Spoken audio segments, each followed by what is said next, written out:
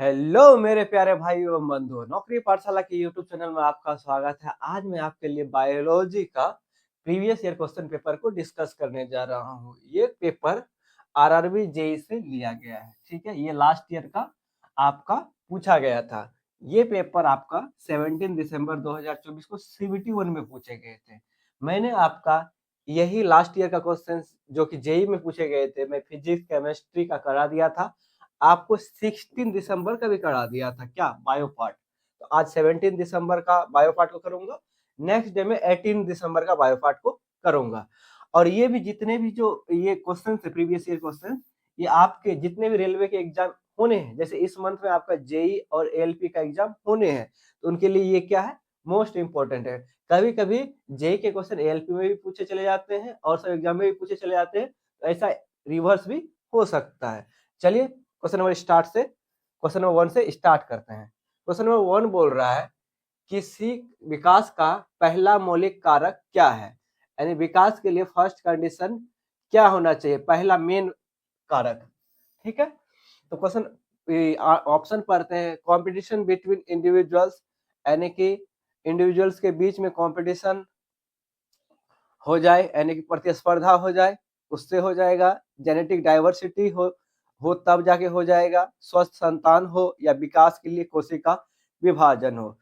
अब मुझे बताइए कोई भी प्रजाति में कब विकास हो पाएगा। किसी प्रजाति में उसको उसके गुण में यदि भिन्नता हो, उसके प्रॉपर्टीज में भिन्नता हो, तब जाके बेटर वे में विकास पॉसिबल हो पाएगा, है ना, पॉसिबल हो पाएगा। तो इसका ऑप्शन हो जाएगा आपका इस वाले क्वेश्चन का ऑप्शन बी, जेनेटिक डाइवर्सिटी, यानी अनुवांशिक विकास, यानी अनुवांशिक विविधता, यानी अनुवांशिक विविधता में क्या, यानी गुण में चेंजेज होने के कारण उसमें विकास पूर्णता पॉसिबल है। ये मेन कारण है, यानी कि पहला कारण है जेनेटिक डाइवर्सिटी, किसी में प्रजाति में किसका, विकास का। ठीक है, फर्स्ट ऑप्शन आपको पूछ लिया कंपटीशन बिटवीन इंडिविजुअल।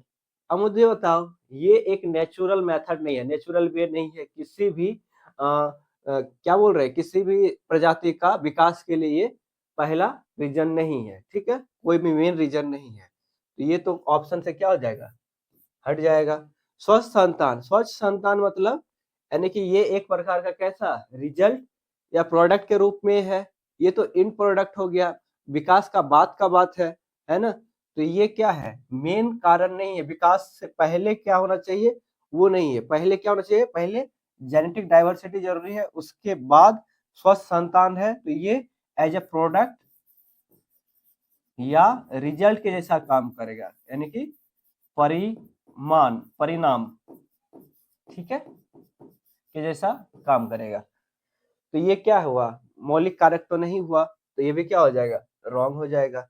अब विकास के लिए कोशिका विभाजन, विकास के लिए कोशिका विभाजन मतलब डिवीजन हो गया, डिवीजन नहीं होगा किसका, यानी कि ये वृद्धि होगा, डेवलपमेंट होगा किसका, कोशिका का क्या होगा, वृद्धि होगा, तब जाके क्या हो पाएगा, विकास अच्छे से हो पाएगा। तो ये भी ऑप्शन क्या हो जाएगा, रॉन्ग हो जाएगा।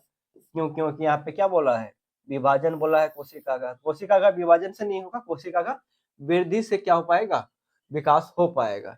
ठीक है, अब देखिए ये जेनेटिक डाइवर्सिटी है। ठीक है, जेनेटिक डाइवर्सिटी में देखिए क्या होगा, गुण क्या होगा, डिफरेंट क्यों गुण होगा, क्योंकि यहाँ पे सारे प्रजाति में क्या होगा, डीएनए क्या होगा, डिफरेंट डीएनए में वेरिएशन आएगा। ठीक है, यही डीएनए में वेरिएशन के कारण ही क्या होगा, उसमें ओवरऑल क्या हो पाएगा, विकास पॉसिबल हो पाएगा। ठीक है, तो इसका ऑप्शन क्या हो जाएगा, option B. Question number second देखिए, क्वेश्चन नंबर सेकंड बोल रहा है किस प्रक्रिया में बहुकोशिकीय जीव, यानी कि क्या बोल रहा है, बहुकोशिकीय जीव, इसको इंपॉर्टेंट हाईलाइट कर लीजिएगा, परिपक्व होने पर छोटे छोटे टुकड़ों में टूट जाते हैं। ठीक है, तो टूट जाते किस प्रक्रिया में, तो ऐसा कौन सा प्रक्रिया में है जो बहुकोशिकीय जीव होता है, वो छोटे छोटे टुकड़ों में टूट जाते हैं। तो ऐसा टूटने टूटने जब टूटते हैं बड़े कोशिकीय से ऐसे कोशिकीय में, तो उसको क्या बोलते हैं, उसको खंडन बोलते हैं। ठीक है, क्या बोलते हैं, खंडन, यानी कि फ्रेगमेंटेशन।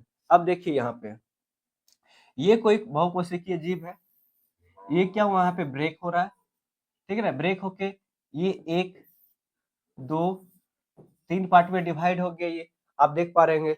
अब ये क्या हो रहा है, पहले तो क्या हो गया, ये खंडन हो गया, कौन यानी कि ये परिपक्व होने के बाद ये फर्मेंटेशन हो गया, किसका, ये बहुकोशिकीय जीव। खंडन तो हो जाता है पकने के बाद। अब ये जो खंडन होने के बाद ये first part, second part, third part क्या होगा, ये इंडिविजुअली क्या होगा, अपना ग्रोथ करेगा, ठीक है। ये फिर क्या करेगा, रीजनरेशन करेगा, यानी कि अगेन वो अपना रीजनरेशन करेगा, यानी कि पूर्ण जनन करेगा, ठीक है, दोबारा, कौन, ये तीनों पार्ट। तो आपसे क्वेश्चन में ये नहीं पूछा है कि आफ्टर यानी कि खंडन के बाद क्या करेगा, खंडन के बाद तो क्या होगा, ग्रोथ होगा और रीजनरेशन होगा, किंतु यानी कि खंडन कब होगा, जब एक कोशिकीय जीव जब छोटे छोटे टुकड़ों में कन्वर्ट होगा तो उसको क्या बोलते हैं, उसको खंडन बोलते हैं। तो यही बस पूछा था कि जब बहुकोशिकीय जीव बहुत छोटे छोटे टुकड़ों में टूट जाते हैं तब उसको क्या बोलते हैं, उसे खंडन बोलते हैं, इसको फर्मेंटेशन बोलते हैं, ठीक है। अब रही बात बाकी ऑप्शंस का, बीजाणु जनन जो होते हैं वो बीजों में हो पाता है, ठीक है, ना कि ये बहुकोशिकीय जीवों में। तो ये भी क्या हो जाएगा, रॉन्ग हो जाएगा। हाँ, खंडन के बाद जो ये तीनों दिख रहा है ना, फर्स्ट सेकंड 3 पार्ट, ये तीनों पार्ट आपस में इंडिपेंडेंटली यानी कि अपने आप में, यानी वो किसी से फिर डिपेंड नहीं रहेगा, सेकंड से, सेकंड थर्ड से ऐसा कोई डिपेंडेंट नहीं रहेगा। ये अपना ग्रोथ करेगा, ये अपना ग्रोथ करेगा, ये अपना ग्रोथ करेगा, ठीक है। तो उसको प्रजनन बोलते हैं। तो प्रजनन कब होता है, आफ्टर खंडन, खंडन से बाद प्रजनन होता है, खंडन पहले होता है। तो ये भी क्या हो जाएगा, रॉन्ग हो जाएगा।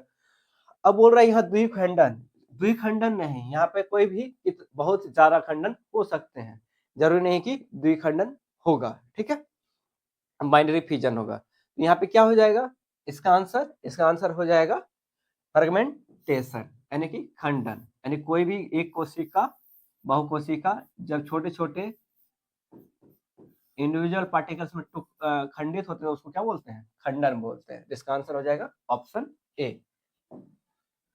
क्वेश्चन नंबर थर्ड बोल रहा है, परागकण स्त्री केसर के किस भाग से हस्तांतरित होते हैं। परागकण देखिए किस से हस्तांतरित होते हैं परागकण। अब देखिए ये पूरा क्या है, पोलिनेशन प्रोसेस का पार्ट है, ये एकदम पूरा है। अब परागकण ऐसा तो नहीं कि डायरेक्ट अंदर चला जाएगा, यहीं से हो पाएगा जहां से कहा बीज का कनेक्शन होता है। अब देखिए ये वाला पार्ट क्या हो गया, इस वाले पार्ट को बोलते हैं वर्तिकाग्र। और ये जो सर्कल से हम जो घेरे हैं उसको हिंदी में बोलते हैं वर्तिकाग्र। वर्तिकाग्र में ही क्या गिरते हैं, पराग के कण गिरते हैं। पराग के कण गिरने के कारण ये देख रहे हैं, ये कैसा है, संकुल क्या है ये, यानी कि लंबवतकार नालिका जैसा है। ये लंबवतकार नालिका से ही होके ये कहाँ पे आते हैं, ये बीजाणु के अंदर, ये क्या है, ये हो गया अंडाशय। अंडाशय के अंदर क्या होता है, बीजाणु होते हैं, ठीक है। अंडाशय के अंदर क्या होते हैं, बीजांड होते हैं, वहां तक पहुंचता है, ठीक है, किससे होके, ये नलिका टाइप का लाइन से होके कहाँ पे पहुंचता है, अंडाशय से बीजाणु के अंदर। अब ये रहा अंडाशय और ये रहा अंडाशय के अंदर आपको पता है क्या होता है, बीजाणु होता है। बीजाणु बाद में जाके क्या बनाता है, फल का निर्माण करता है। तो आपको क्वेश्चन में ये पूछा था, पराग के कण स्त्री केसर के किस भाग से स्थानांतरित होते हैं। तो किस भाग से स्थानांतरित होते हैं, यहाँ से यहाँ पे आ रहा है किससे, तो ये इसका नाम क्या है, वर्तिकाग्र से स्थानांतरित होते हैं, ठीक है। वर्तिकाग्र से कहाँ पे जाते हैं, फाइनली बीजांड से, तब जाके क्या होता है, वो फल में कन्वर्ट होता है, तब जाके उसमें क्या होता है, पोलिनेशन प्रोसेस स्टार्ट होता है, ठीक है। तो इसका आंसर हो जाएगा क्या, वर्तिकाग्र। अब रही बात अंडाशय। अंडाशय क्या होता है, आप देखे होंगे ये वाला पार्ट क्या होता है पूरा कंप्लीट, ये अंडाशय होता है, ठीक है। अंडाशय के अंदर क्या होता है, वो बीजांड होता है, ठीक है। बीजांड बाद में जाके क्या बनता है, वो फल का फॉर्मेशन करता है, ठीक है। तो अंडाशय से स्टार्ट नहीं होता, कहाँ से स्टार्ट हो जाता है, वर्तिकाग्र से स्टार्ट हो जाता है। तो अंडाशय नहीं होगा, बीजांड भी नहीं होगा, वर्तिका, वर्तिका ये वाला जो नलिकादार ट्यूब है इसको वर्तिका बोलते हैं। तो वहां से भी स्टार्ट नहीं होता है, वो एक माध्यम है कहाँ तक पहुंचाने का, बीजांड तक। तो ये भी क्या हो जाएगा, रॉन्ग हो जाएगा। इसका आंसर क्या हो जाएगा, ऑप्शन डी, वर्तिकाग्र। क्वेश्चन नंबर 4 बोल रहा है पौधे में निम्नलिखित की प्रक्रिया में अंडाशय की क्या भूमिका होती है। पौधे में निषेचन की प्रक्रिया के लिए, ठीक है, अंडाशय अंडाशय में निषेचन होगा तो क्या बनाएगा, वो एग सेल का फॉर्मेशन करेगा, है ना। वो क्या करेगा, एग सेल जैसा चीज फॉर्मेशन करेगा। अब क्या करता है ये पौधे में जो अंडाशय है ना, वो एग सेल का फॉर्मेशन करके क्या करता है, वो उत्पादन करता है किसका, एग सेल का। तो ये क्या हो जाएगा, ऑप्शन सी इसका आंसर हो जाएगा। पौधे में निषेचन की प्रक्रिया डैश में अंडाशय की भूमिका क्या होता है, उस अंडाशय का काम होता है एग सेल का निर्माण करना, ठीक है। ये वाला जो एग सेल आप देख पा रहे होंगे, इसका निर्माण करना होता है, किसका काम, ये पौधे में निषेचन का काम। अब रही बात, जो जितने भी ऑप्शन है उसको भी पढ़ लेते हैं। पराग का उत्पादन करना, पराग का कण कहाँ उत्पादन होता है, ये तो पॉलिनेशन प्रोसेस, ये किसमें होते हैं, पौधे में ही होते हैं। पराग के कण गिरने से क्या होते हैं, आपको लास्ट क्वेश्चन में मैंने समझाया, पराग के कण वर्तिकाग्र में गिरने के बाद कहाँ जाते हैं, अंडाशय में, अंडाशय से वो बीजांड में जाते हैं। तो नहीं ऐसा होता है, किंतु ये क्या होता है, पौधे में निषेचन की प्रक्रिया का बात करेगा, किसका, अंडाशय का। तो अंडाशय क्या फॉर्मेशन देगा, वो एग सेल बनाएगा, क्या बनाएगा, एग सेल, ठीक है। पराग के कणों का पोषक तत्व प्रदान करना, हाँ पराग के कणों को पोषक तत्व प्रदान करेगा, किंतु फाइनली क्या बनाएगा, वो अंडकोशिका बनाएगा, ठीक है। ये भी ऑप्शन का पार्ट हो सकता है, ये भी प्रोसेस होता है, ठीक है, ये भी ऑप्शन का पार्ट है, किंतु फाइनल आंसर क्या होना चाहिए, एग सेल का निर्माण करेगा, ठीक है, तब जाके पौधे में निषेचन की प्रक्रिया स्टार्ट होगा, ठीक है। अब बोल रहा नर युग्मों का भंडारण करना, नर युग्मों का भंडारण यहाँ पे पौधे के केस में नहीं होगा, पादप के केस में नहीं होगा, ठीक है, ये जंतु के केस में होगा। ये क्या हो जाएगा, इसका ऑप्शन सी इसका आंसर हो जाएगा। क्या फॉर्मेशन होगा, अंडाशय में एग सेल।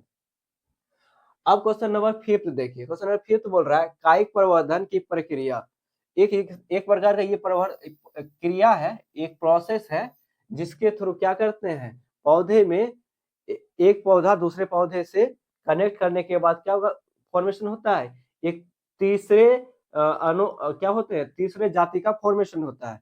जैसे आप लोग देखे होंगे कायिक प्रवर्धन कहाँ होता है, जब एक पौधे के एक तना दूसरे पौधे के तने से क्या करते हैं, उसको स्मूथली कट करते हैं, कैसे, इंक्लाइंड वे में, और उसको क्या करते हैं, जोड़ देते हैं, उसके बीच में कुछ ऐसा चीज टर्म्स देते हैं जिससे क्या हो, ग्रोथ हो, तीसरा चीज लगाते हैं जिससे क्या हो, इसका भी थोड़ा, यानी कि इसका भी अनुवांशिक गुण, इसका भी अनुवांशिक गुण मिलके जो नया पौधा फॉर्मेशन हो, उसके में क्या हो, कुछ ऐसा गुण आ जाए जिससे क्या हो, ये दोनों से क्या हो, इसके जाति से डिफरेंट पैदा हो, है ना। तो ऐसा करने के लिए उस प्रक्रिया को क्या कहते हैं, कायिक प्रवर्धन कहते हैं। कायिक प्रवर्धन हमें बेसिकली तना में किया जाता है, ठीक है, इसलिए तना में करने वाले प्रवर्धन को क्या बोलते हैं, कायिक प्रवर्धन, ठीक है। तो बोल रहा है कायिक प्रवर्धन का प्रक्रिया में ग्राफ्टिंग के पौधे के किस भाग का उपयोग किया जाता है, तो किस भाग का उपयोग करते हैं, तना का। जैसे ये कोई पौधा फर्स्ट पार्ट ले लिए, इसका सेकंड पार्ट ले लिए, ठीक है, तो इसको ऐसे कट करने के बाद इसमें क्या, एक कोई जो जिस वे जैसा चाहते हैं, ठीक है, इसका कुछ अनुवांशिक गुण, उसका जो जो इसमें अटैच किया उसका कुछ अनुवांशिक गुण आने के बाद जो न्यू पौधे का फॉर्मेशन हो, उसमें क्या हो, थोड़ा कुछ दोनों का अनुवांशिक गुण प्रेजेंट हो, ठीक है, दोनों का अनुवांशिक गुण प्रेजेंट हो, जिससे क्या हो, वो अपना नया प्रजाति को जन्म दे सके, इसलिए ऐसा परिवर्धन करते हैं। तो ऐसा परिवर्धन बेसिकली कहाँ पे करते हैं, तना में करते हैं, ठीक है, इसलिए इसको क्या बोलते हैं, इसको कायिक परिवर्धन। तो कायिक परिवर्धन कहाँ में किया जाता है, तना में किया जाता है, ठीक है। इसका आंसर हो जाएगा ऑप्शन डी। अब क्वेश्चन नंबर 6 बोल रहा है किसी लक्षण को नियंत्रित करने वाले जीन के दो रूपों को क्या कहा जाता है। दो रूप होता है जीन में, ठीक है, जिसको बोलते हैं एलील बोलते हैं। जीन में दो लक्षण जो होते हैं उसको एलील बोलते हैं, ठीक है। तो एलील जो होता है वो दो प्रकार का होता है, एक डोमिनेंट होता है, डोमिनेंट एलील, ठीक है, देख रहे होंगे कैपिटल टी से दिखाया गया, ये डोमिनेंट होता है, ठीक है। और एक होता है स्मॉल टी जो प्रेसिसिव एलील होता है, ठीक है, ये क्या होता है, कम डोमिनेंट होता है, ये ज्यादा डोमिनेंट होता है, ये कम डोमिनेंट होता है। एक होता है क्या, डोमिनेंट एलील, और एक रिसेसिव रिसेसिव एलील होता है, ठीक है।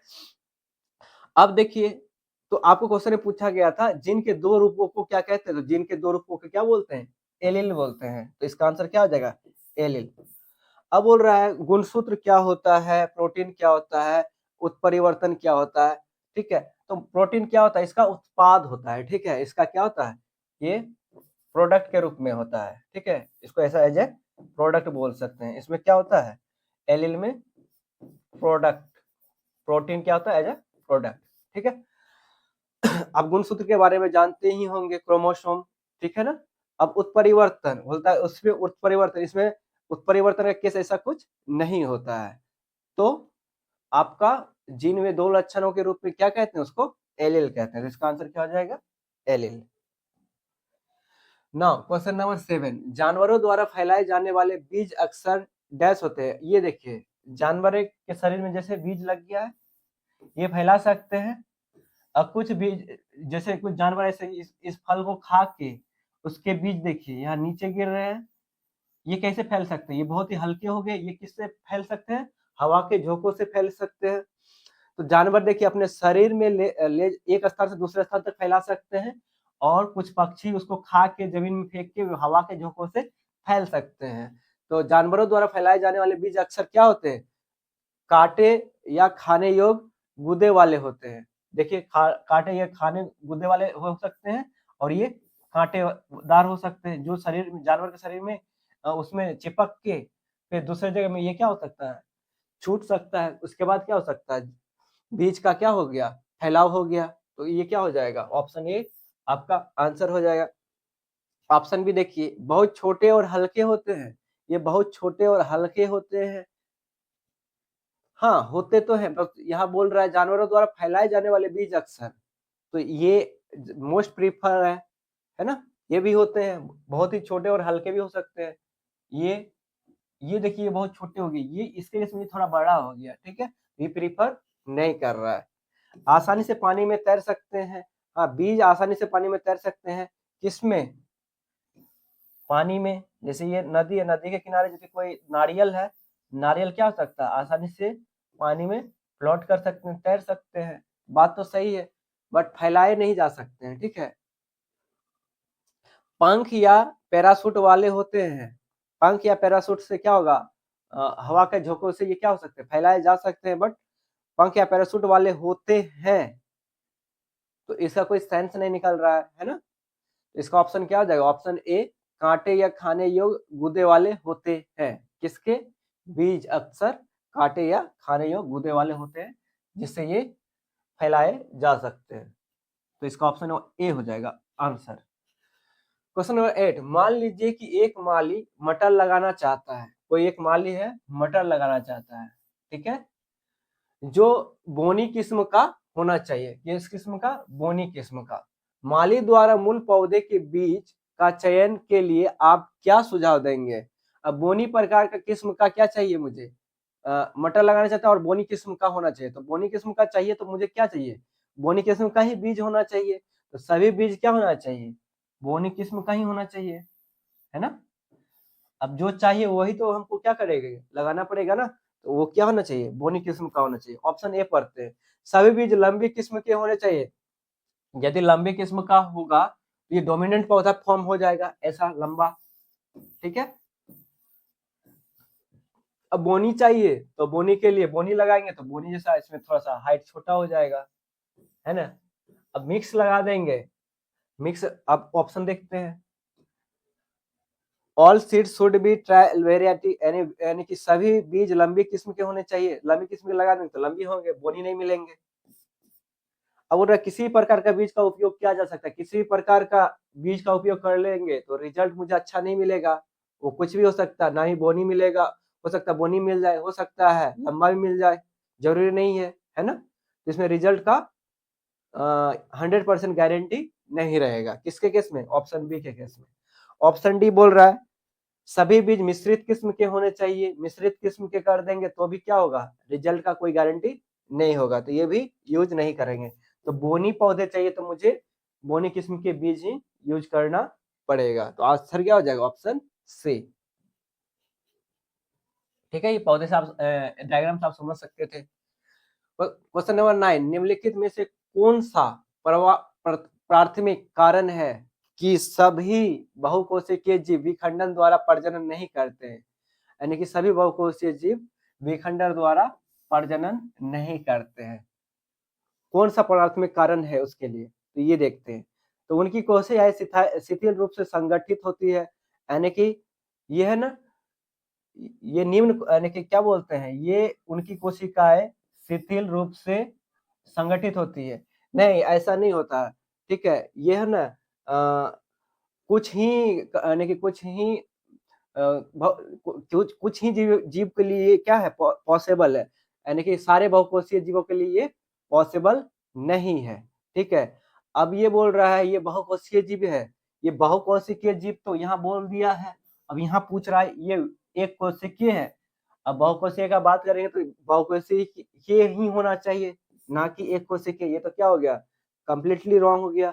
उनके कोशिकाओं का एक क्या हो गया, रैंडम ऑर्डर होना चाहिए, रैंडम नहीं, ये रैंडम ऑर्डर नहीं होना चाहिए। क्या होना चाहिए, एक रेगुलर ऑर्डर होना चाहिए, ठीक है। क्या होना चाहिए, एक रेगुलर पैटर्न होना चाहिए, ना कि क्या होना चाहिए, रैंडम ऑर्डर, ठीक है। तो ये भी क्या हो जाएगा, रॉन्ग हो जाएगा। ऑप्शन डी बोल रहा है उनके पास उत्तकों और अंगों में व्यवस्थित विशिष्ट कोशिकाएं होती है। उनके पास उत्तकों और अंगों में व्यवस्थित विशिष्ट कोशिकाएं होती है। हाँ, उसमें क्या होता है, एक यानी कि स्पेशलाइज्ड सेल और organised into tissue and organ के रूप में ऑर्गेनाइज्ड होते हैं। बात तो बिल्कुल सही है। किसके केस में, बहुकोशिकीय जीव के विखंडन, ठीक है, के केस में ये प्रजनन नहीं करते हैं। तो ये क्या हो जाएगा उसके लिए, उनके पास उत्तकों और अंगों में व्यवस्थित विशिष्ट कोशिकाएं होते हैं, ठीक है। ये क्या है, इसका प्राथमिक कारण है। इसी के कारण क्या है, बहुकोशिकीय जीव विखंडन द्वारा प्रजनन नहीं करते हैं। ऑप्शन डी क्या हो जाएगा, आंसर हो जाएगा, ठीक है। तो ये डायग्राम से समझ सकते हैं। क्वेश्चन नंबर 10, क्वेश्चन नंबर 10 बोल रहा है अलैंगिक प्रजनन के बारे में निम्नलिखित में से कौन सा कथन क्या है, सत्य है। अलैंगिक मतलब असेक्सुअल रिप्रोडक्शन, ठीक है। अब देखिए ऑप्शन पढ़ते हैं। इसमें संतान पैदा होती है जो अनुवांशिक रूप से माता पिता के समान होता है। हाँ बिल्कुल, सेक्सुअल रिप्रोडक्शन में क्या होता है, उसमें एक पेरेंट होते हैं, जिसमें क्या, पेरेंट मतलब माता पिता होते हैं, वो उन्हीं के सामान के जैसा क्या एक क्या फॉर्मेशन देते हैं, संतान का पैदा करते हैं, ठीक है ना। बात तो एकदम सही है। और लैंगिक प्रजनन में क्या होते हैं, एक पेरेंट होते हैं, पेरेंट अपने ही जैसा क्या वो प्रजाति का क्या यानी कि प्रजाति को क्या करते हैं, जन्म देते हैं। एकदम बात परफेक्ट है। इनके लिए निषेचन की आवश्यकता होती है, इनके लिए निषेचन नहीं, ये प्रजनन के बारे में नहीं, तो कौन सा कथन सत्य है, ये निषेचन फर्टिलाइजेशन यहाँ पे नहीं हो पाएगा। किसके केस में, अलैंगिक प्रजनन के केस में फर्टिलाइजेशन नहीं होता है, ठीक है। तो ये क्या हो जाएगा, रॉन्ग हो जाएगा। इसके दो जनक जीव शामिल होते हैं, इसके दो नहीं, एक जनक होते हैं, यानी कि एक पेरेंट होते हैं, ठीक है। एक जनक होते हैं, यानी कि एक जनक मतलब माता पिता। ये क्या हो जाएगा, रॉन्ग हो जाएगा। इसके लिए जटिल प्रजनन अंगों की आवश्यकता होती है। इसके लिए जटिल प्रजनन अंगों यानी कि कॉम्प्लेक्स रिप्रोडक्टिव ऑर्गन का जरूरत होता है। ऐसा जरूरी नहीं है, कोई जटिल अंग का जरूरी नहीं है। किसके लिए, प्रजनन के लिए। तो इसका आंसर क्या हो जाएगा, ऑप्शन ए। देख रहे हैं ये बाइनरी फिजन, ये देखिए ये आपस में मिल के मैन एंड फीमेल यानी कि वन पेरेंट एटम क्या देते हैं, आइडेंटिकली जेनेटिक, इसका डीएनए, इसका जो डीएनए होगा किससे होगा, यही पेरेंट से ही होगा, ठीक है ना। अब एसेक्सुअल रिप्रोडक्शन में क्या होता है, फर्टिलाइजेशन नहीं होता है, और ये क्या होता है, सिंगल पेरेंट होता है। सिंगल पेरेंट मतलब एक पिता और एक माता, ठीक है। क्वेश्चन नंबर 11, क्वेश्चन नंबर 11 बोल रहा है पुरुषों में गर्भ निरोधक शल्य प्रक्रियाओं में शुक्राणु का स्थानांतरण किसके अवरुद्ध होने पर रुक जाता है। अब मुझे बताओ, पुरुषों में गर्भ निरोधक शल्य प्रक्रिया शुक्राणु का स्थानांतरण किसके अवरुद्ध होने पर रुक जाता है। अब देखो अंडा से, पुरुषों का बात कर रहा है, अंडा से किसमें होता है, ये लेडीज में होता है, यानी कि ये फीमेल में होता है तो ये अंडा से का तो कोई बात यहाँ नहीं करेंगे। फिलोपियन ट्यूब ये क्या होता है? ये लेडीज में अवरुद्ध होने वाला क्या है? ये लेडीज में इसको अवरुद्ध किया जाता है, ठीक है। किसके लिए? यानी कि गर्भ निरोधक के लिए, ठीक है। ये एक स्त्रियों में शल्य प्रक्रिया है, ठीक है। तो ये भी नहीं होगा। हमको पूछा क्या है? पुरुषों में। तो विल्सन टेस्टिस क्या करता है? टेस्टिस बेसिकली शुक्राणु का फॉर्मेशन करता है। तो ये तो रेगुलर हो ही पाएगा, इसको रोक नहीं सकते हैं, है ना। विल्सन को तो रोक नहीं सकते। अब शुक्रवाहक नलिका, हाँ, शुक्रवाहक नलिका को क्या कर दे? वे अवरुद्ध कर दे तो इसमें क्या हो सकता है? यानी कि पुरुषों में गर्भ निरोधक शल्य प्रक्रिया हो सकता है। किसके कारण? इस शुक्रवाहक नलिका में अवरुद्ध करने से, ठीक है। इसका आंसर क्या हो जाएगा? ऑप्शन डी हो जाएगा। फैलोपियन ट्यूब किसके केस में कर सकते हैं? ये फीमेल के केस में कर सकते हैं। फीमेल में जब शल्य प्रक्रिया होता है तो ये फैलोपियन ट्यूब में ही किया जाता है। ये फीमेल के केस में। मेल के केस में कहाँ किया करते हैं? शुक्रवाहक नलिका में करते हैं, ठीक है। शुक्रवाहक नलिका कौन सा है? ये वाला, ठीक है। तो आप समझ सकते हैं डायग्राम से, ठीक है। तो इसका आंसर हो जाएगा option D. Okay. Now question number 12, निषेचन के बाद किसका फल में परिवर्तन होता है? निषेचन के बाद आपको बताया था वर्तिका, वर्तिकाग्र में क्या गिरता था? वही क्या बोलते हैं, पराग के कण। वो कहाँ जाता था? वो यानी कि एक लाइनिंग था, लाइनिंग से कहाँ जाता था? अंडाशय में जाता था, है ना। अंडाशय से बीजांड में जाता था और बीजांड क्या करता था? फिर वो फल का निर्माण करता था। तो निषेचन के बाद किसका किसका फल में परिवर्तन होता है? किसका फल में परिवर्तन होता है? तो अंडाशय को फल में परिवर्तन किया जाता है। तो इसका आंसर क्या हो जाएगा? डी, यानी अंडाशय। वर्तिका आफ्टर फल क्या होता है? ये सूख जाया करता है, ठीक है। इसमें कुछ नहीं रहा जाता है, वो क्या हो जाता है? सूख जाते हैं, ठीक है। वर्तिकाग्र में सूख जाते हैं, ठीक है।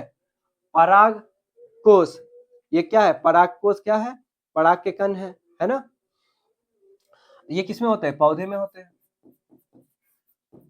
तो अब मुझे बताओ अंडाशय में क्या हो रहा है? अंडाशय में फल का निर्माण होता है। तो ये क्या हो जाएगा? ऑप्शन डी आंसर हो जाएगा। नाउ क्वेश्चन नंबर 13, राइजोपस जैसे कवकों में विशेष प्रजनन संरचनाएं जो अंकुरित होकर नए जीवों का निर्माण करती है कहलाती है। विशेष प्रजनन संरचनाएं अंकुरित होकर क्या कहलाती है? अंकुरित होकर नए जीवों का निर्माण करती है, डैश कहलाती है। उसे कहते हैं बीजाणु। बीजाणु जो होते हैं, बीजाणु राइजोपस ऐसे कवक हैं जिसे विशेष प्रजनन संरचना जो अंकुरित होकर नए जीवों का निर्माण करती है, वो कहलाती है, क्या कहलाती है? वो बीजाणु कहलाती है। ये वाला, ये फिर क्या करेगा? नए संरचना का प्रजनन करेगा, यानी कि प्रजनन करके नए जीवों का निर्माण करेगा। तो किसके कारण होगा? वो बीजाणु के कारण, ठीक है। इसका आंसर क्या हो जाएगा? ऑप्शन बी, ठीक है। बीजाणु के कारण क्या होगा? फिर से अगेन इस टाइप का कवक का क्या होगा? निर्माण हो पाएगा। मानव नर जनन कोशिका में गुणसूत्रों की संख्या कितनी होती है? आपको पता होगा नर जनन गुणसूत्रों की संख्या जो होती है वो कितना होती है? 23 क्रोमोसोम, यानी कि 23 गुणसूत्र पाए जाते हैं। किसमें? नर के जनन कोशिका में। ओनली नर का पूछ रहा है, मानव नर, ठीक है। अब नर और मादा दोनों मिला दे तो कितना हो जाएगा? वो 46 गुणसूत्र हो जाएगा, ठीक है। और 23 जोड़े हो जाएगा, दोनों को मिला के कितना? 23 पेयर। एक पेयर में कितने होंगे? 2। तो टोटल कितने होंगे? 46 गुणसूत्र होंगे। किसमें? नर और मादा मिला के। ओनली नर में कितने होंगे? 23। तो इसका आंसर क्या हो जाएगा? Option B. अब युग्म बोल दिया है यहाँ पे तो नहीं, ये बहुत ज्यादा हो गया। 46 मतलब 46 का डबल कर देंगे तब जाके कितना गुणसूत्र होगा, नहीं, ये बहुत ज्यादा है। तो ये क्या हो जाएगा? रॉन्ग होगा, ठीक है। तो नर जनन में कितने गुणसूत्र होते हैं? 23। दोनों को मिला के नर और मादा 46, कितने पेयर हो जाएंगे? तो 23 पेयर हो जाएगा, ठीक है। तो ये आप समझ सकते हैं, ठीक है। बॉडी सेल डाइप्लॉइड यानी कि 2n 26 क्या हो जाएगा? क्रोमोसोम 23 पेयर, ठीक है। डाइप्लॉइड मतलब मेन और ओमेन मिला के, ठीक है, स्पर्म एंड ओवम मिला के जाइगोट कितना आ जाएगा, यानी 46, ठीक है। क्वेश्चन नंबर 15, निम्नलिखित में से कौन सी बीमारी को यांत्रिक अवरोध गर्भनिरोधक विधि का उपयोग करके रोका जा सकता है। निम्नलिखित में से कौन सा बीमारी को यांत्रिक अवरोध गर्भनिरोधक विधि का उपयोग करके रोका जा सकता है। हाँ, किसको रोका जा सकता है, ऐसे कौन सा है, यौन संबंध में कौन सा रोग होता है, आपको पता होगा, एड्स होता है, एसपीडी, ठीक है, वायरस, एड्स क्या है, एचआईवी है, वायरल है, ठीक है। इसको रोकने के लिए हम लोग क्या यूज करते हैं, जब भी यौन संबंध बनाते हैं तो क्या यूज करते हैं, आपको कंडोम यूज करना चाहिए, है ना। इससे क्या होगा, आप ये क्या होगा, स्किन से स्किन क्या होगा, एक ट्रांसमिट डिजीज है, ठीक है ना।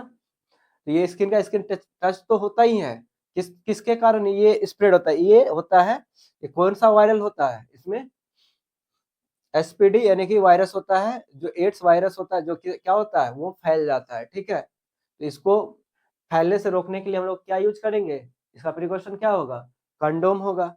कंडोम यूज कर लेंगे तो हम लोग क्या होंगे, एड्स से बच सकते हैं। टाइफाइड, टीबी और मलेरिया। टाइफाइड देखिए, बुखार मतलब होता है ना, तो क्या हो जाता है, गंदे पानी पी लेने से या गंदे भोजन यानी कि गंदे खाना खा लेने से ये टाइफाइड हो सकता है ना। टीबी हवा के थ्रू भी फैल सकता है ना। और मलेरिया मच्छर काट लेने से हो सकता है, ठीक है ना। मलेरिया ना हो क्या करेंगे, आसपास साफ सफाई रखेंगे, पानी जमा हो जहीं कहीं पे तो उसको फेंक देंगे, ठीक है ना, जिससे क्या हो, मच्छर पैदा ना ले, मच्छर पैदा नहीं लेगा तो मच्छर काटेगा नहीं तो मलेरिया होगा नहीं, ठीक है।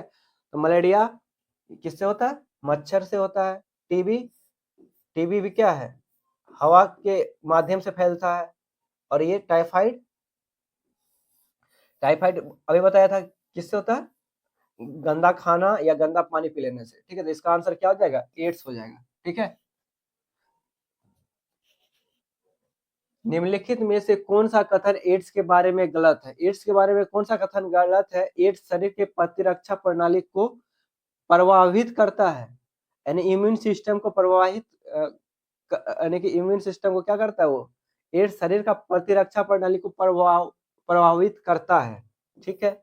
आगे पढ़ते हैं, एड्स एचआईवी वायरस के कारण होता है, बिल्कुल बात सही है, ठीक है। एड्स वायरस किसके कारण होता है, एचआईवी वायरस के कारण क्या होता है, एड्स हो जाता है, ये क्या है, कारण है। थर्ड ऑप्शन है, एड्स मच्छर के काटने से फैलता है, मच्छर के काटने से मच्छर क्या होता है, मलेरिया तो डेंगू होता है, एड्स नहीं होता है। सुरक्षित यौन संबंध बनाकर एड्स को रोका जा सकता है, सुरक्षित यौन संबंध बनाकर, सुरक्षित यौन संबंध बनाकर एड्स को नहीं, यौन संबंध को रोकने के लिए क्या यूज करना होगा आपको, कंडोम जैसे चीजें यूज करना होगा। ऐसे नहीं ऐसे नहीं हो सकता है, रुक नहीं सकता है। फर्स्ट वाला ऑप्शन पढ़िए, एड्स शरीर की प्रतिरक्षा प्रणाली को प्रवाहित करता है, यानी बोल रहा है AIDS affect the body immune system. हाँ, एड्स एड्स अफेक्ट नहीं, एड्स हो जाने के बाद, ठीक है ना, वो क्या करता है, वो इम्यून सिस्टम को वीक करता है, यानी इम्यून सिस्टम को डाउन कर देता है ना, इम्यून सिस्टम को खत्म कर देता है, जिससे क्या होता है, तरह तरह का डिजीज और पकड़ने लगता है, क्योंकि डिजीज को रोकने वाला इम्यून है ही नहीं, तो डिजीज क्या हो जाएगा, पलते जाएगा, ठीक है। तो इसका बेस्ट आंसर हो जाएगा, AIDS is caused by the HIV virus, तो ऑप्शन बी क्या हो जाएगा इसका राइट आंसर, ठीक है। अब बोल रहा है देखिए, ये एचआईवी एड्स का ट्रांसमिशन किस कैसे कैसे होगा, बोल रहा है नो नॉट यानी कि मोड ऑफ एचआईवी ट्रांसमिशन, मच्छर से ट्रांसमिशन नहीं होगा, किसका, एचआईवी का। अब देखिए, अनप्रोटेक्टेड सेक्सुअल कांटेक्ट, हाँ इससे हो सकता है। Infected blood transmission, infected blood transmission भी हो सकता है, ठीक है। शेयर निडल्स, हाँ ये निडल्स जो क्या करते हैं, जैसे इंजेक्शन का है ना, अब जिसको जो कोई इन्फेक्टेड था उसको जो निडल यूज किए, अब आपको भी उस वही निडल से आपको इंजेक्शन दे दिए, ठीक। तो इससे क्या हो सकता है, इन्फेक्टेड हो सकता है, आपके अंदर आ सकता है। मदर टू चाइल्ड ट्रांसमिशन, हाँ मदर से चाइल्ड में क्या आ सकता है, एचआईवी आ सकता है। तो ये सब आपको क्या रखना है, ध्यान रखना है, जिससे क्या हो सकता है, एड्स का फैलाव हो सकता है। इसको ट्रांसमिशन को रोकने के लिए क्या करना होगा, ये सब चीज नहीं करना है, ठीक है। मच्छर से तो बिल्कुल नहीं फैलता है, ठीक है। तो आपको ये चीजें क्लियर होगा। गर्भ निरोधक की एक बाधा विधि होने के अलावा कंडोम निम्नलिखित में से किस उद्देश्य की पूर्ति करता है? कंडोम देखिए क्या करता है, गोनोरिया जैसे यौन संचारित रोगों का संचरण में मदद करता है, संचरण में मदद करेगा और उल्टा यानी कि हेल्प करेगा कंडोम, तो यूज क्यों करेंगे? हेल्प करेगा तो, ठीक है, हेल्प नहीं करेगा। गोगनिया जैसे यौन संचारित रोग एसटीडी, ठीक है, एसटीडी को संचरण को रोकता है। हाँ, ये क्या कर सकता है? एचआईवी वायरस होने से रोकेगा कौन? कंडोम। तो ये तो क्या हो जाएगा, सॉरी, ये क्या हो जाएगा? रोकेगा, बात तो सही है, तो सही हो जाएगा। थर्ड ऑप्शन है त्वचा से त्वचा के संपर्क से फैलने वाले रोगों को रोकना। हाँ, ये त्वचा से त्वचा ही फैलने वाले रोग को रोकता है, बट ये स्किन टू स्किन तो है ही, बट इसको कंप्लीटली रोकने के लिए क्या यूज करना होगा? यानी कि कंडोम यूज करना होगा, जिससे क्या हो सकता है? वो संचरण रुक सकता है। किसका? एचआईवी एसटीडी, ये वायरस है, इसका संचरण रुक सकता है, ठीक है। ये भी एक पार्ट है। यदि ये ऑप्शन बी नहीं रहता तो ऑप्शन सी भी क्या था? एक आंसर था। स्किन टू स्किन ही फैलता है, बट हमको प्रिकॉशन करना है, रोकना है, तो इसको रोकने के लिए क्या करना होगा? इसके संचरण को रोकेंगे, एसटीडी को रोकेंगे। जब कब रुक पाएगा? जब जाके क्या लगा लेंगे? हम स्किन को क्या कर लेंगे? पैक्ड कर लेंगे, तो स्किन टू स्किन टच नहीं हो पाएगा, तो क्या नहीं फैलेगा? एसटीडी वायरस का फैलाव नहीं होगा। तो ये क्या हो जाएगा? ऑप्शन आंसर हो जाएगा। यौन इच्छा को कम करना, reducing sexual desire, sexual desire को कम कर लेना, यानी कि नहीं करना सेक्स, तो इससे क्या हो जाएगा? यानी कि इसका उद्देश्य तो पूर्ति नहीं होगा यौन संबंध का, तो ये भी क्या है? मेन पर्पस नहीं है, ठीक है ना। इसका आंसर हो गया क्या? बी। अब देखिए क्वेश्चन नंबर 18। क्वेश्चन नंबर 18 बोल रहा है मेंडल के मटर के पौधे में पुष्प रंग के बीज के आकार का लक्षण का अध्ययन किया। इस लक्षण को किस रूप से जाना जाता है? इस लक्षण को कहा जाता है? ये दृश्यमान लक्षण, यानी कि विजिबल ट्रायल बोला जाता है, ठीक है। ये मेंटल एक साइंटिस्ट का नाम है, इसने यूज किया, ठीक है।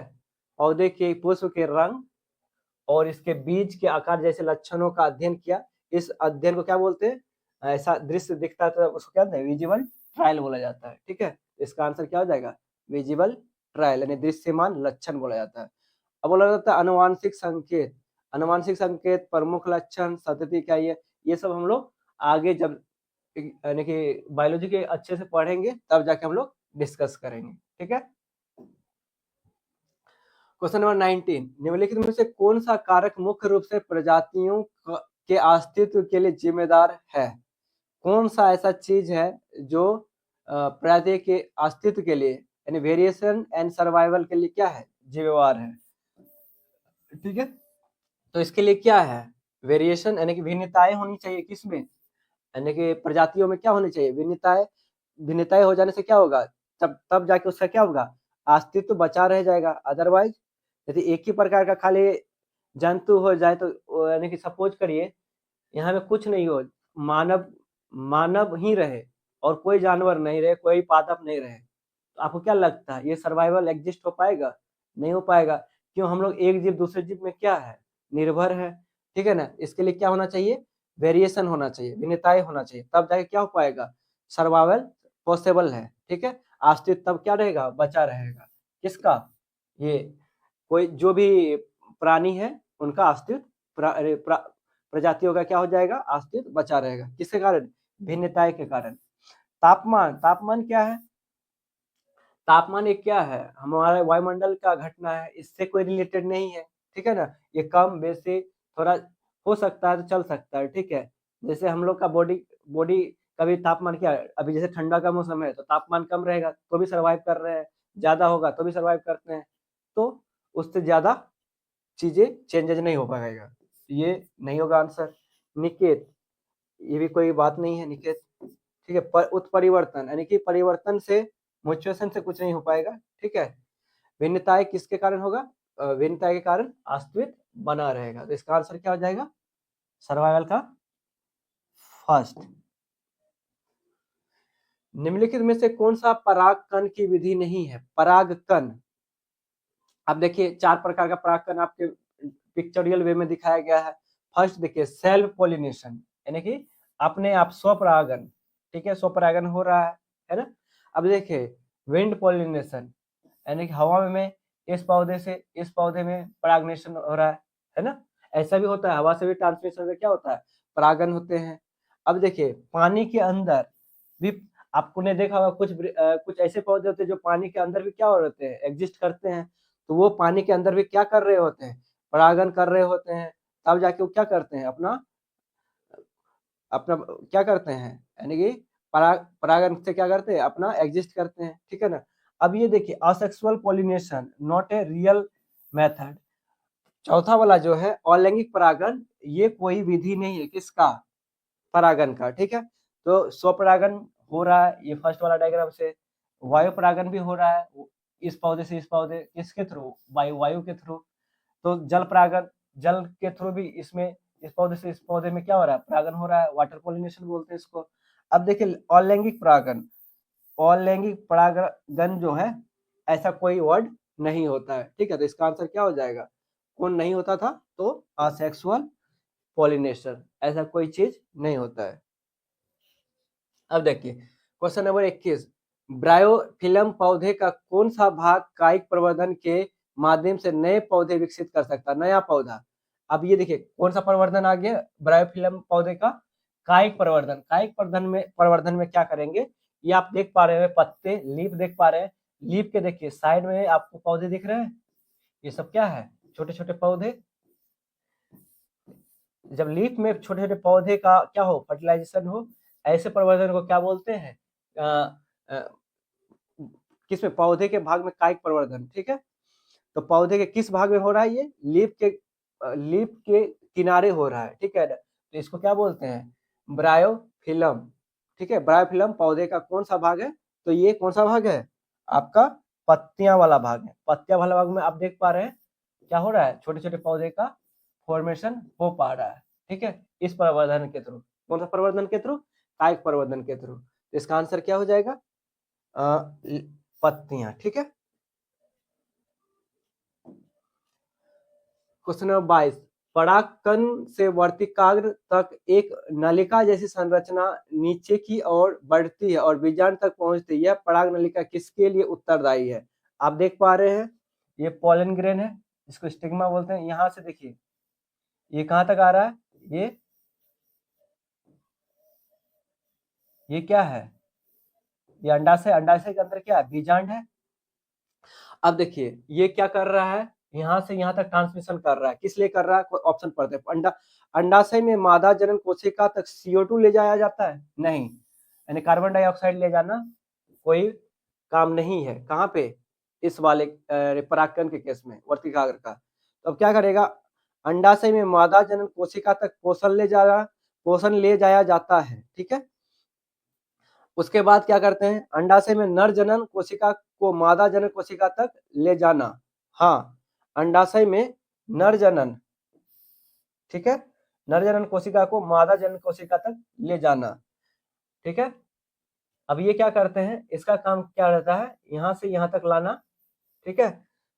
किसके लिए लाते हैं, अंडाशय में नर जनन कोशिका को नर जनन कोशिका को कहां से लाया जाता है, मादा जनन कोशिका में। इससे लाके क्या होता है, फर्टिलाइजेशन स्टार्ट होता है, ठीक है, किसके केस में, पौधे के केस में। तो इससे क्या होगा, उसके बाद क्या फॉर्मेशन होता है, उसके बाद यानी कि फर्टिलाइजेशन होने के बाद फल का निर्माण होता है, बीजांड में, यानी कि क्या, किसमें, अंडाशय के अंदर क्या होता है, बीजांड। तो बीजांड क्या बनता है, फल के रूप में कन्वर्ट होता है आगे चलकर, वही फल जिसको फाइनल प्रोडक्ट कहते हैं, जिसके अंदर फिर क्या निकलता है, बीज निकलता है, ठीक है ना। तो अंडाशय में नर जनन कोशिका को मादा जनन कोशिका तक ले जाने में इसका उपयोग किया जाता है, इस नलिका का, पराग नलिका का, यानी कि पोलन ट्यूब का, इसको पोलन ट्यूब बोलते हैं, ठीक है, ये कोशिका का ट्रांसमिशन करने के लिए। तो ये आंसर क्या हो जाएगा, सी। ऑप्शन डी बोल रहा है अंडाशय में मादा जनन कोशिका तक O2 ले जाना, यानी ऑक्सीजन ले जाना, नहीं, ऑक्सीजन ले जाना नहीं है, क्या, प्रजनन हो पाए उसके लिए क्या ले जाते हैं, जनन कोशिका को मादा जनन तक पहुंचा दिया जाता है, जिससे क्या हो जाए, प्रजनन हो पाए, ठीक है।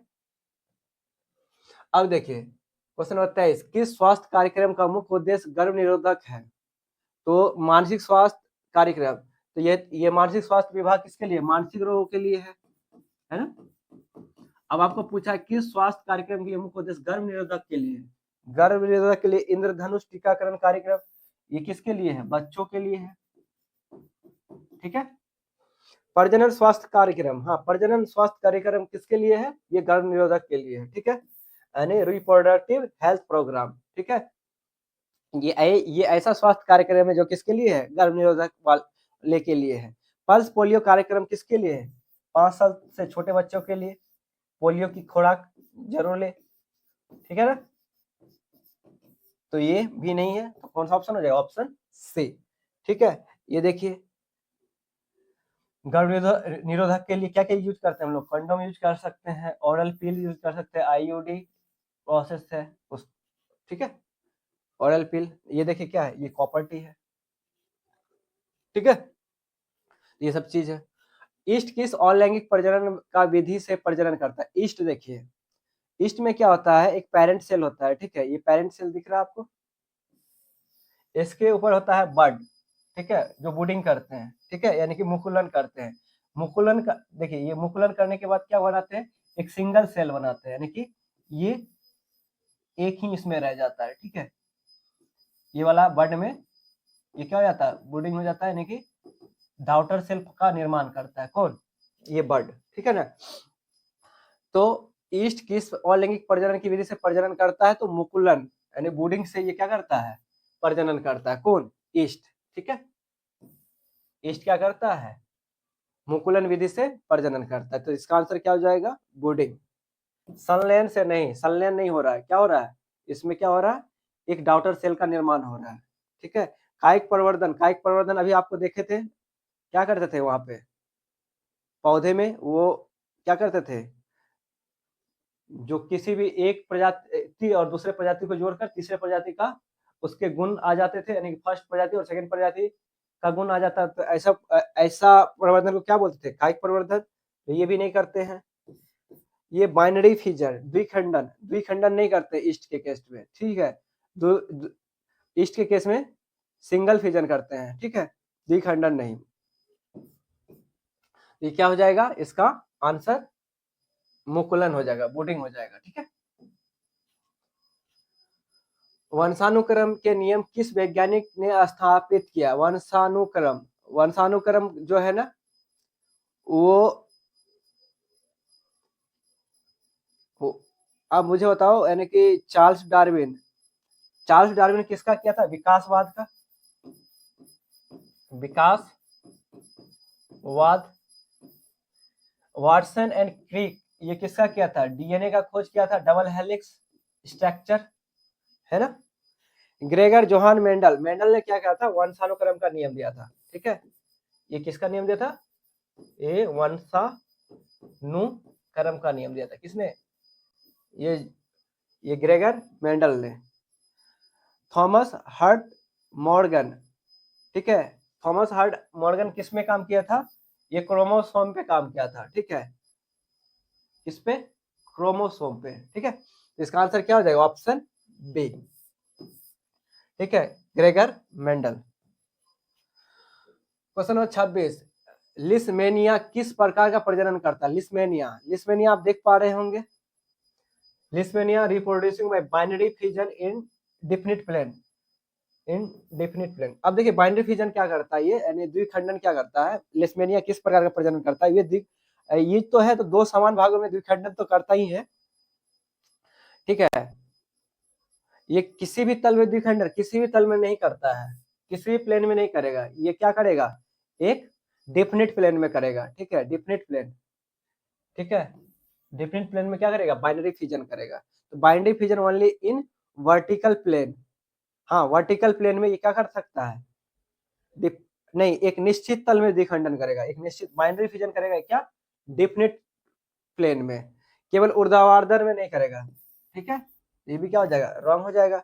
दो समान भागों में द्विखंडन, दो समान भागों में नहीं करेगा, दो समान भागों में तो करेगा किंतु इसमें करेगा डिफिनिट प्लेन में करेगा, तो बाइनरी फिजन होगा, एक निश्चित तल में और द्विखंडन में होगा। इसका आंसर क्या हो जाएगा? Option D. आप देख पा रहे होंगे द्विखंडन हो रहा है, ठीक है, और क्या हो रहा है? डेफिनिट प्लेन में, ठीक है, ठीक है। इसका आंसर क्या हो जाएगा? Option D.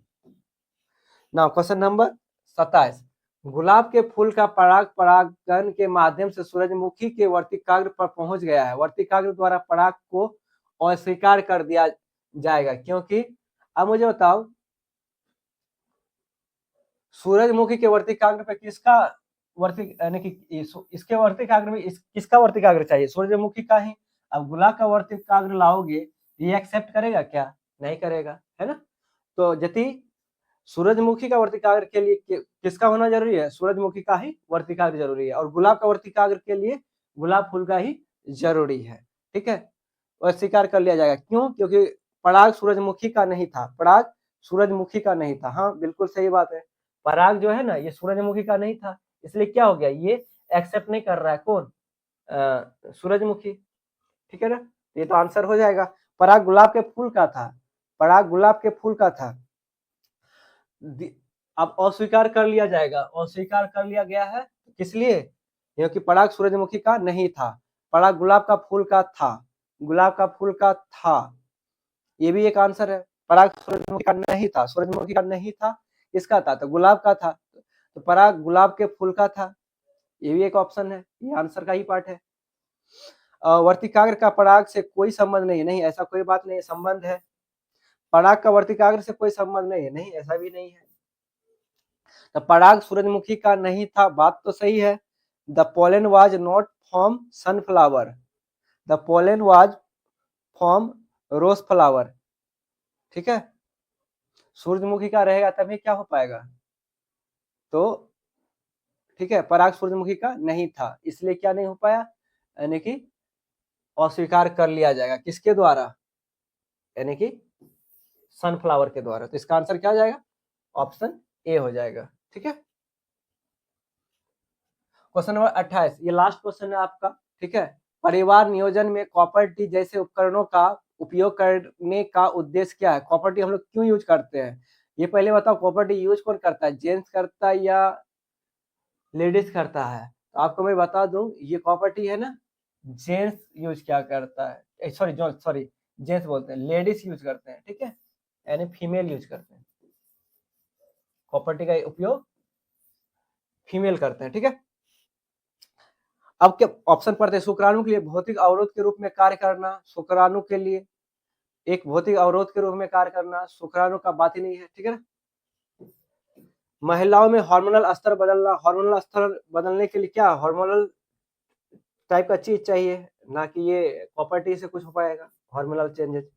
निषेचित अंडे को गर्भाशय में आरोपण को रोकना, हाँ जो प्रिवेंटिंग करता है क्या? Implementation of fertilize egg, fertilize egg को क्या करता है? प्रिवेंट करता है, किसके लिए? इम्प्लीमेंटेशन के लिए। कहाँ पे? यूटेरस में, ठीक है। तो निषेचित अंडे को गर्भाशय में आरोपित को रोकता है, निषेचित अंडा को गर्भाशय में रोकता है, किसके लिए? फर्टिलाइजेशन के लिए। कौन? ये कॉपर्टी, ठीक है। पुरुषों में शुक्राणु के लिए हस्तांतरण को रोकना, पुरुषों में शुक्राणु के लिए ऐसा रोकना पॉसिबल नहीं है। Preventing the transfer of sperm in main, नहीं, पुरुषों में शुक्राणु का हस्तांतरण को रोक नहीं सकते हैं, ठीक है। तो ये क्या हो जाएगा? रॉन्ग हो जाएगा। तो इसका आंसर क्या हो जाएगा? ऑप्शन सी, ठीक है। तो चलिए मिलते हैं नेक्स्ट वीडियो के साथ।